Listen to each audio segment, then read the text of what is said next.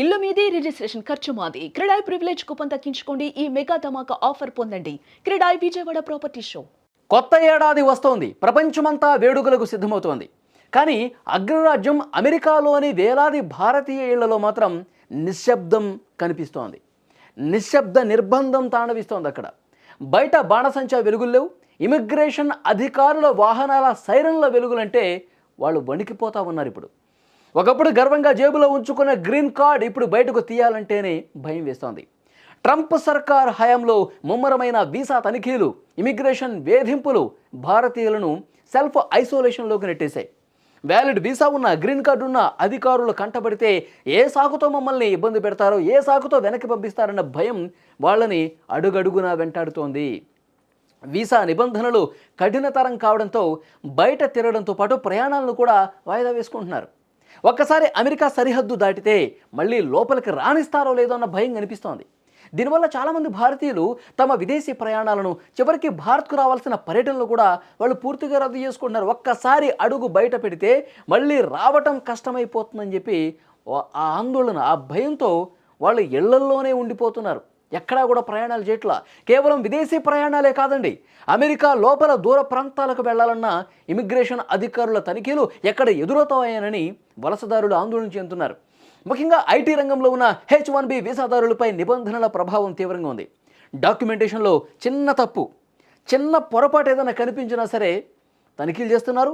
మీకు అదనపు తనిఖీలు అవసరం అని చెప్పి వేరే వేరే డిపార్ట్మెంట్స్ ఆఫీసర్లను కూడా పిలిచి తనిఖీలు చేస్తున్నారు. ఒకవేళ దురదృష్టం కొద్దీ పత్రాలు సరిగా లేవనో, ఏదైనా తప్పులున్నాయనో ఉద్దేశంతో క్యాన్సిల్ చేసేస్తే కెరీర్ పూర్తిగా దెబ్బతింటుందన్న ఆందోళన చాలామంది అక్కడి భారతీయుల్లో కనిపిస్తోంది.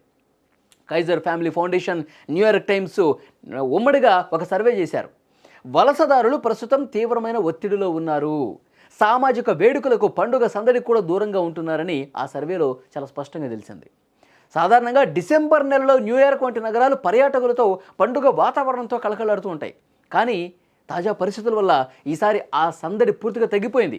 ఇమిగ్రేషన్ తనిఖీల భయం వల్ల చాలామంది భారతీయ కుటుంబాలు ఇంటి పట్టునే ఉండటానికి మొగ్గు చూపిస్తూ ఉన్నారు. డాలర్ల సంపాదన కోసం వెళ్ళిన భారతీయులకు ఇప్పుడు తమ హోదాను నిలబెట్టుకోవడమే పెద్ద సవాల్గా మారిపోయింది. నిబంధనల చట్టంలో చిక్కుకున్న వలసదారులు సొంత గడ్డకు వెళ్ళలేక, ఉన్న చోట స్వేచ్ఛగా తిరగలేక సతమతమవుతున్నటువంటి పరిస్థితి కనిపిస్తోంది. ఎస్, 100% ఈ సర్వేలో వాస్తవాలు బయటకు వచ్చాయి. ఎందుకంటే భారతీయులే కాదు, ఇతర దేశస్తులు కూడా ప్రస్తుతం అమెరికాలో H1B వీసాతో ఉన్న వాళ్ళందరూ కూడా ప్రయాణాలు పూర్తిగా దూరం పెట్టేశారు. అసలు అక్కడ సందడి కనిపించేది తెలుసా? ఇప్పుడు అక్కడ హాలిడే సీజన్ నడుస్తోంది.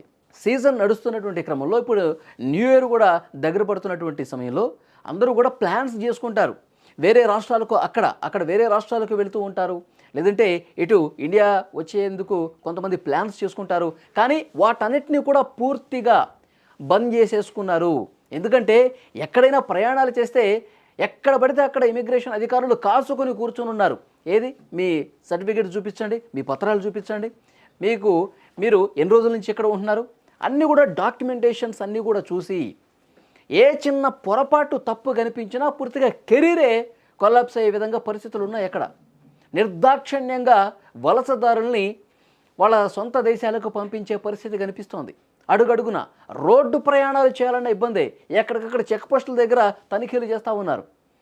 అందుకే పండగ మూడు కూడా చాలామందిలో అక్కడ లేదు, ఇళ్లకే పరిమితం అయిపోతూ ఉన్నారు. సో ఈ సర్వేలో క్లియర్గా తెలిసింది ఈ విషయం. సో డెఫినెట్గా తర్వాత పరిణామాలు ఎట్లా ఉంటాయో చూడాలి. ఎందుకంటే ఒక్కసారి అధికారులు డాక్యుమెంటేషన్ పేరుతో వాళ్ళకి చిక్కితే వాళ్ళ సొంత దేశానికి పంపించడంతో పాటు మళ్ళీ H1B వీసా పొందాలి అంటే గనక మళ్ళీ అధికారులతో ఇంటర్వ్యూలకు అటెండ్ కావాలి. అది ఎప్పుడు వస్తుందో తెలీదు.